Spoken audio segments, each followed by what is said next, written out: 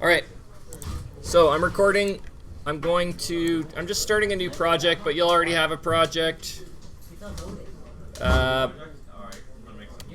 Good. I'm going to make, let's say I want to make 10,000 rectangle shapes, okay? So I'm going to write rectangle shape. I'll make a variable called shapes.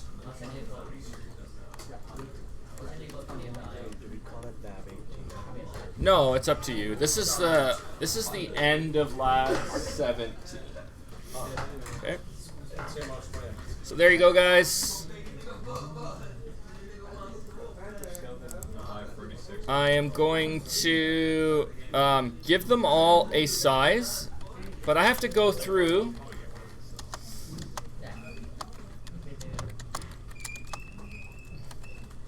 and I have to do it for all 1,000. So this is where the for loop comes in, okay? Because in the past, if I wanted to give a shape a size, I would just go shape.setSize. But now I'm inside a for loop. I have to do it to all 1,000. There's people really struggle with this idea that I have a list of them. So I guess what I'll do is I'll give them all a size of, I don't know, 2 by 2. Originally I wanted maybe a pixel, but 2 by 2 might be better to look at. Okay. Did I miss something up here? Oh, this should be vector 2f, I think. 2D vector. There you go. We'll run it, see what it draws. Well, it's not going to draw anything yet. And the reason why is because I haven't drawn them. And I have 1,000 of them, so I have to put a for loop in here as well. Ain't I? Yeah? Can you include standard code in SFML? What do you mean standard code? Like, or SFML code in standard code? No, it won't run because it's not like linked up. It's gotta be linked up. You'd have to make an SFML project. So then how do I integrate them? You start with an SFML project and then you add stuff to it. You can put like coutts and all that stuff, for loops, everything in there. But this project has like build options specifically set so it knows where SFML is on the hard drive. See that? Yeah. So let me draw this by going window.draw. This command is going to draw 1,000 shapes, right? Shapes, and then I. Okay. So let's look. You can barely see it here, but if you zoom in, it actually did draw 1,000 shapes, but they're all on top of each other. They all have the same point. See that? Okay. So let's give them all a random position between 0 and 800 in the x and 0 and 600 in the y. I guess one way to do that is just to write rand like this and hit %800. That will give me a number between 0 and 800. Here, instead of 2, oh no, that's my size. Hold on, I gotta keep my size 2 and 2.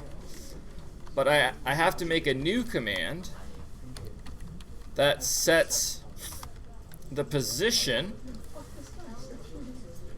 to a random number between 0 and 800 in the x and a random number between 0 and 600 in the y. Now if I run it, it'll probably fill the screen up with 1,000 random pixels. Let's see if it does it. Yeah, that is 1,000 random pixels. Okay. Kind of looks like random noise a little bit. Let's see if it'll let us do 10,000. There is a limit to how much memory you can use. The computer will crash if you use up all the RAM by just stuffing it full of rectangles. But yeah, it doesn't like 10,000. Probably 5,000 would be the most for an array. There are ways to make more. 5,000 works fine. Okay. All right, so that's good.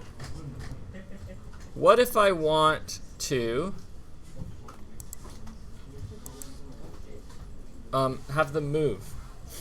Can he come in? I'm recording right now. Get out of here. Let's say I want this command inside of my loop so that the things are constantly changing 60 times a second. All I have to do is put this in a for loop, and I already have a for loop. Right before I draw it, I can give them all random positions, and now they'll kind of flicker on the screen. See if that works. Okay.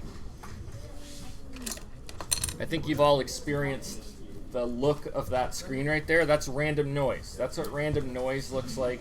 Plug in an old TV to a cable with that's not hooked up. It looks like that. Okay. It's just basically random pixels floating around the screen. It almost looks like they're dancing. Only in your mind. Yeah. It's atomic theory here, guys. This is Einstein won a Nobel Prize for his study of Brownian motion. This would actually be a good background for you, actually. Yeah, could be. Okay, I got an idea. Let's give them all a random color as well. Okay. Why not? There is a command called set color, set fill color. Okay. And if you write the word color and then empty brackets, you'll see there's three options. One, put nothing in there. Two, give it a 32-bit integer. I don't know what we're going to do there. Or three, give it a red, a green, and a blue value between 0 and 255. Okay, so for my red value, I'm going to give it random %256. For my green value, I'm going to give it random %256. You'll have to look up how colors work on a computer, but basically every color can be broken up into a combination of a red, blue, and a green value between 0 and 255. And that will basically give you any color you can think of. Okay, %256. So now they shouldn't be white anymore. They should all be random colors, but every frame they should be a different random color. I knew I was going to mess up a bracket somewhere, so let me look where I messed one up. That one goes to there, but I don't have one lined up for that one. Let the colors guide you. Whoa. Now it's a rainbow noise. Well, it's because the overhead for you doesn't look very good, but if you zoom in, you can see the colors now. It's just red, green, and blue. It looks red, green, and blue because the overhead is having a hard time doing it. But if you look over here, they're just all random colors. Okay? Yeah, you can change the size too if you want. Like, you can make them big. You can make them 20 by 20, and then you'll be able to see them a lot better. Yeah, you can make the size random. Whoa. Okay, you could make them all random between 10 and rand %. If you want to do a number between like 10 and 20, you go rand %10, and then you add 10. Same here. But Mr. Risinga, is it true that like randomness works off of wavelengths in sound? I guess you could, like. So theoretically, it's not random. You could predict it, right? Yeah. There's like quantum mechanics is basically the study that says that like anything can happen. The odds that they do happen are very minimal, but anything can happen. So everything has its own random place in the world, I guess. Let me try 1,000 so that you can see all the different. Kind of looks like a puzzle or something weird. Let me just try 100 because I got random sizes. You could play with that though. Oh, it crashed. It doesn't like that. Oh, you know why? Because I have 1,000 here, but that's why it's best to have maybe a variable for the number of sizes, the number of size array you have. So you can see it looks kind of like abstract art or something.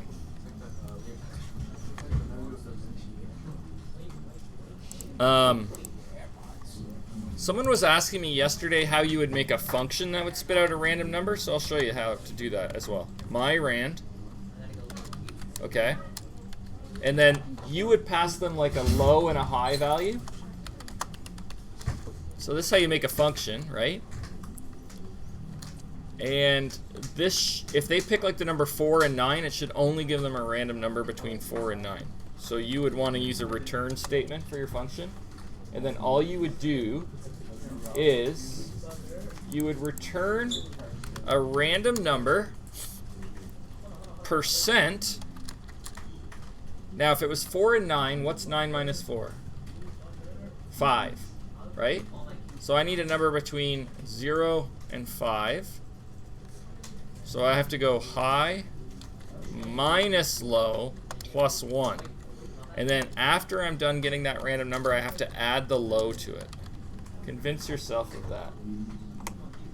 Watch this. Every time I run my program now, like give me 2 numbers you want a random number in between.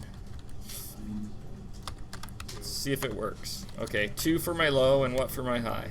9. So it shouldn't give me any number outside of that range.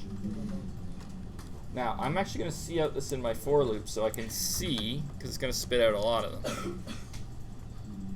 Or my while loop, sorry. I'll do it in there. So hopefully, if I did the code correctly, I'll always have a number between 2 and 9. Let me stop that. I got 2, 9, I've seen this the highest. 2, I don't see anything outside of 2 and 9 there, so that is the correct answer. That's how you do that. I mean, it's not that useful to you at this stage in the game, but would you rather, in a code, call the command myrand right here and just pass it a low and a high? Or would you rather, every time you want to make a random number between 2 numbers, have to remember this equation? I would rather just call the command I made and pass it 2 numbers. That's the beauty of the function, right? Okay. I never have to remember this formula again. As long as I test that it works and I know it works, then I don't have to memorize that formula anymore. I don't have to think about it. I just have to know the computer will give me a random number if I call my command. So that's one of the other questions in the lab. So work on that.